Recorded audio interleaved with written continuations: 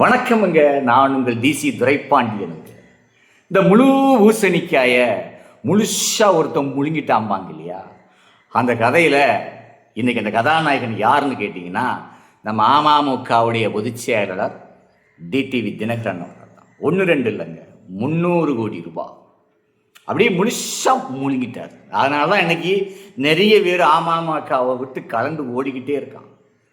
ஓடுகிற வண்டியில் ஒரு டயர் கலந்து ஓடுனா என்ன மாதிரி இருக்கும், அப்படி ஓடிக்கிட்டே இருக்கு. இதனால தான் மாணிக்கராஜா அவர்களுக்கும் டிடிவி அவர்களுக்கும் சண்டையே, வேற ஒன்றுமே இல்லை. ஏன் அவருக்கு ஏதாவது கொடுக்கணுமா இல்லையா? அவர் அமமுகவுக்காக தென்னந்தோப்புக்களை எல்லாம் இழந்து விட்டார். கட்சி என்று அலைந்து ஏகப்பட்ட ரூபாயை காலி பண்ணிட்டார். அவருக்கு ஒரு 10 கோடியாவது கொண்டு போய் கொடுக்கணுமா இல்லையா? கொடுக்கல. அங்கே பேசும்போதும் பணம் வாங்கும் போதும் அவரை ஓட்டிட்டு போல. அது வரைக்கும் கடைசி வரைக்கும் கூடவே இருந்தார். எங்கே போனாலும் சரி அவரை கலட்டி விட்டு விட்டார். ஆனால் அதுக்கு முன்னாடி இன்னொரு கதை ஒன்று வச்சிருக்காங்க. திமுக கூட பேரம் பேசி திமுகவில் இருந்து 8 சீட்டு தாரேன் அப்படின்னு பேசியிருக்காங்க. ஆனால் பணம் கொடுக்கல. அவ்வளவு தூரத்துக்கு உங்கள் கட்சி வேலிவு இல்லை அப்படின்னு ஸ்டாலின் வந்து சொல்லிவிட்டார். ஆனால் அதுக்காகத்தான் பிஜேபி கூட போய் கூட்டணி. அந்த கூட்டணிக்கு வாங்கின பணத்தில் கொஞ்சமாவது இவர் கொடுக்கணுமா இல்லையா? சுத்தமாக கொடுக்கவே இல்லை. அதனால தான் மாணிக்கராஜ் அவர்கள் திமுக போயிட்டார். ஆனால் திமுகவில் அவருக்கு இன்னும் தேர்தலில் சீட்டு கொடுக்கல. அவர் கண்டிப்பாக சின்னம்மாவை தேடி வருவதற்கு வாய்ப்பு இருக்கு. அதே மாதிரிங்க இன்னைக்கு பிஎம்டி மக்கள் பாதுகாப்பு இயக்கம் அவங்களுக்கு ஒரு 5 சீட்டு கொடுப்பது போல தெரிகிறது. அதே மாதிரி தான் சுரேஷ் தேவர் அவர் கட்சிக்கும் 3 சீட்டு கொடுக்கலாம் போல கேள்விப்பட்டார். இப்போ அதே மாதிரிங்க இன்னைக்கு தேவமாரெலாம் கொஞ்சம் இவ்வளோ நாளாக பிரிஞ்சு கிடந்தவெல்லாம் இன்னைக்கு கொஞ்சம் ஒற்றுமையாக இருக்கான். ஒற்றுமையாக வந்து கொண்டிருக்கான். கண்ணால் பார்க்குற சந்தோஷமாக இருக்குது, மகிழ்ச்சியாக இருக்குது, ஆனந்தமாக இருக்குது, கொண்டாட்டமாக இருக்குது. அப்போ இந்த தேவர் சமுதாய அமைப்புகள் எல்லாம் இன்னும் ஒன்று கூடுனா என்ன ஆகும்? எடப்பாடியை ஓட ஓட ஓட விட்டு கதற விடலாம். துண்டக்கானும் துணியக்கானும் ஓட விடலாம். கூட்டணிகள் சேரணும், இன்னும் ஒற்றுமையாக வரணும். இன்னும் பார்த்தீங்கன்னா கதிரவன் அண்ணாச்சிக்கு அதிமுக சீட்டு கொடுக்கலை, ஓரங்கட்டி வச்சுருக்காங்க. கடைசியில் பார்க்கலாம். ஏன் அந்த சீட்டுக்காக நீங்கள் போய் அவர்கிட்ட போய் காத்து கிடக்கணும்? சின்ன மாட்டை வாங்க, பெயரும் புகழும் இருக்கும். சமுதாயத்துக்காக பாடுபடுற எல்லாருமே இன்னைக்கு சின்னம்மாவுக்கு ஆதரவு கொடுத்துட்ருக்காங்க. சமுதாயத்தின் மீது பற்றுதல் உள்ள எல்லாருமே இன்னைக்கு நவரச நாயகன் கார்த்திக் இன்று காலையில் அம்மாவுக்கு மிகவும் வேண்டிய ஒரு ஆள்கிட்ட பேசியிருக்கிறார். அது மட்டும் இல்லாமல் கார்த்திக் அவருக்கு வேண்டியவர்கள், கார்த்திக்குடைய முன்னாள் ரசிகர் மன்றத்தை சேர்ந்தவர்கள் கார்த்திக்கு மெசேஜ் கொடுத்துருக்காங்க. சமுதாயத்தில் எல்லாருமே இன்னைக்கு சின்னம்மாவுக்கு ஆதரவு கொடுக்குறாங்க, நீங்களும் ஆதரவு கொடுங்கள் என்று. ஆனால் கார்த்திக்கு வந்து கூட்டணிக்கெலாம் வர மாட்டார், சீட்டும் கேட்க மாட்டார். தேர்தலுடைய பிரச்சாரத்துக்கு கண்டிப்பாக வரலாம், வருவதற்கு வாய்ப்பு இருக்கு. பேச்சுவார்த்தைகள் ஆகிட்டு இருக்கு. நாளைக்கு அது என்னென்ன தெரிஞ்சிடும். அதே மாதிரிங்க நம்ம சமுதாயத்தில் இன்னும் முக்கியமானவர் நிறைய பேர் இருக்காங்க, பிரபலமானவங்க. அவங்களுக்கெல்லாம் இது ஒரு நல்ல வாய்ப்பு மட்டும் இல்லை, சின்னம்மாவுக்கு ஆதரவு கொடுக்க வேண்டுமா அவங்க எல்லாம் நிறைய பேர் இருக்காங்க. குறிப்பாக ஆர்கே சுரேஷ் அவர் கண்டிப்பாக ஆதரவு கொடுக்கலாம். ஆனால் இசக்கிராஜா தேவர் போட்டியிடும்போது அவர் கண்டிப்பாக ஃபோன் பண்ணி பேசினால் ஆர்கே சுரேஷ் அவர்கள் பிரச்சாரத்துக்கு கண்டிப்பாக வருவார். ஏன்னு கேட்டிங்கன்னா அவரும் ஒரு சமுதாயத்துக்காக சமுதாய பற்றாளர். அரசியலெல்லாம் தாண்டி அவர் ஒரு இடத்துல பிஜேபியில் இருந்துகிட்டு இருந்தார், இப்போ அதில் இல்லை. அதே மாதிரி அவருக்கு பாமக வன்னியர் சமுதாயத்திலும் அவருக்கு கொஞ்சம் மதிப்பும் மரியாதையும் உள்ளது.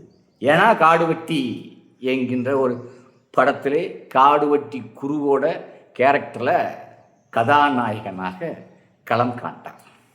அவரு அடுத்தால நம்ம ஏஎம் சௌத்ரி தேவர் இருக்கிறார். அவருன்னு எந்த பக்கமும் போல கண்டிப்பாக அவரும் சேருவார், சின்னம்மாவுக்கு ஆதரவு கொடுப்பார்.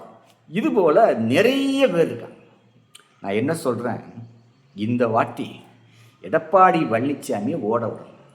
அது ஒரு பெரிய விஷயமே இல்லை, யாரும் ஒன்றும் பெருசாக கொண்டு வர வேண்டாம். ஒரு ஆதரவு, ஒரு குரல் கொடுத்தா போதும் சமுதாயத்துக்காக. அப்போ இந்த சமுதாயத்துக்காரன் எல்லாரும் ஒற்றுமையாயிட்டான்.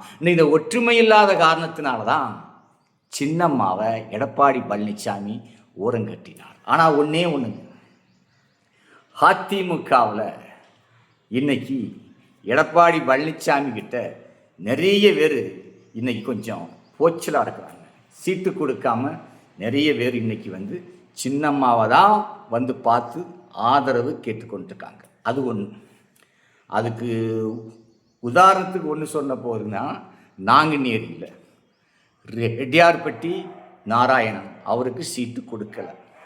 இது மாதிரி நிறைய பேர் இன்னைக்கு சின்னம்மா கூட கட்சியில் சேர்றதுக்கு நிறைய பேர் இருக்காங்க. மற்ற ஜாதிக்காரங்கள்லாம் ஏகப்பட்ட பேர் இருக்கு. ஆனால் நம்மளுடைய சமுதாயத்தை சேர்ந்தவர்கள் இன்னும் நிறைய விஐபிகள்லாம் நிறைய பேர் இருக்காங்க.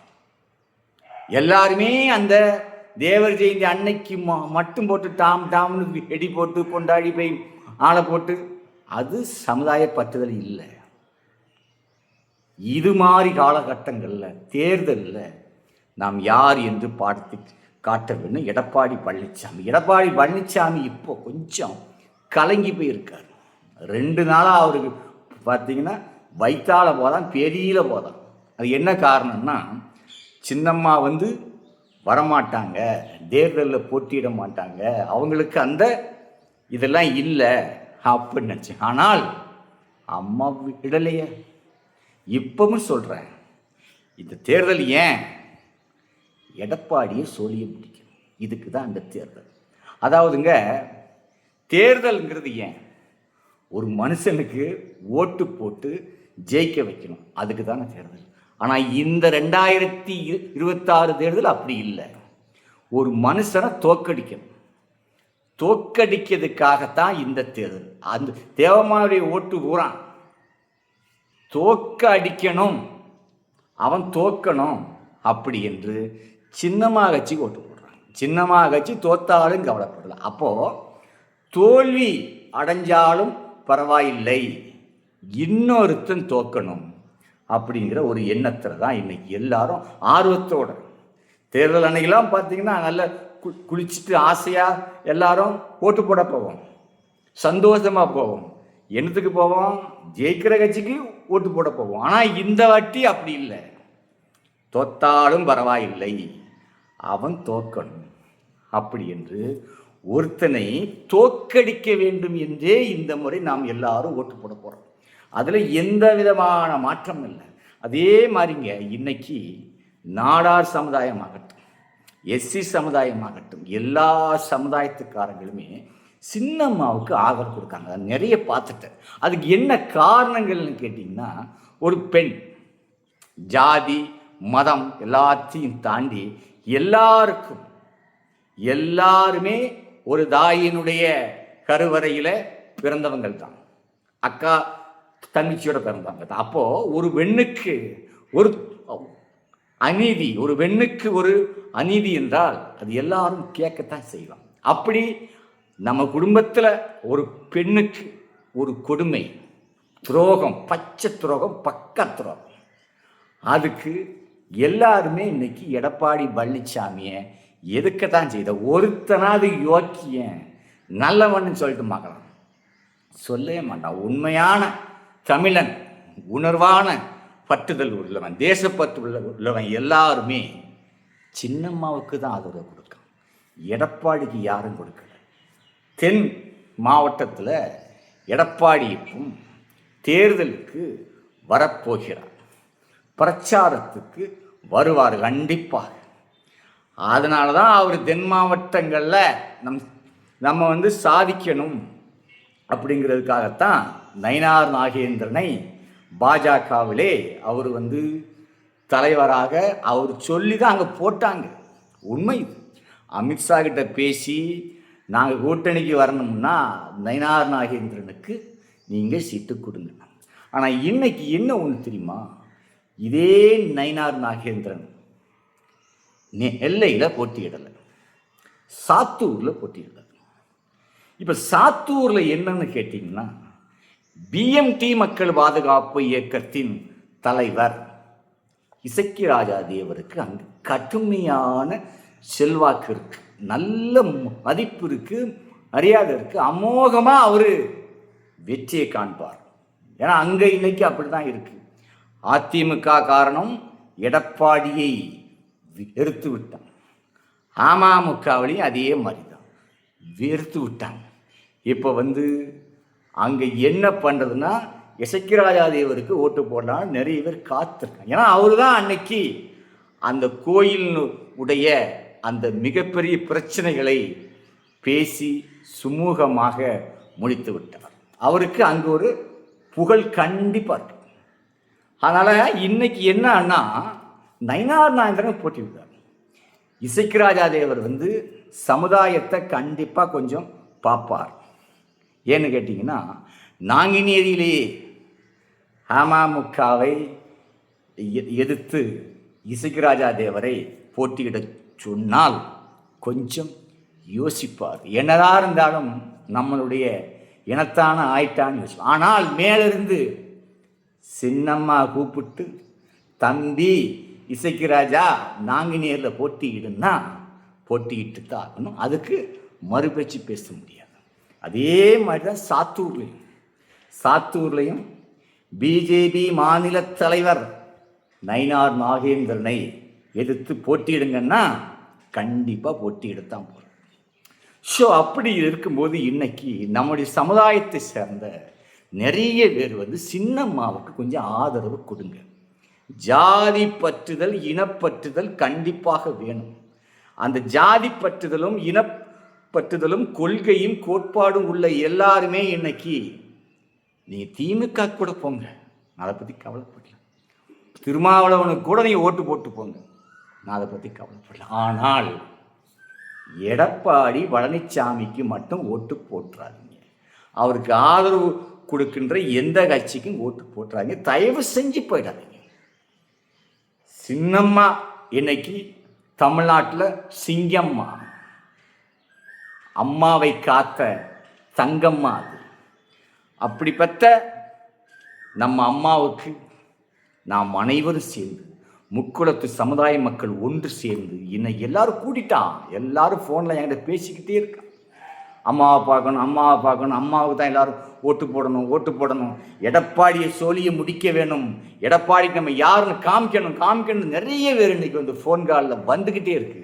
அத்தனை பேர்களுக்கும் என்னுடைய பாராட்டுக்கள், வாழ்த்துக்கள். கண்டிப்பாக இந்த தேர்தலில் எல்லாரும் ஒன்று கூடி வாங்க, உணர்வோடு இருப்போம், கொஞ்சமாக ஒரு ஒற்றுமையோட உணர்வோடு இருப்போம். தேவமாறு ஒன்று கூடிட்டாண்டா அப்படி என்று எல்லாரும் சின்னம்மாவின் பக்கம் வாருங்கள் என்று சொல்லி விடைபெறுகிறேன். நான் உங்கள் டிசி துரைப்பாண்டியன்.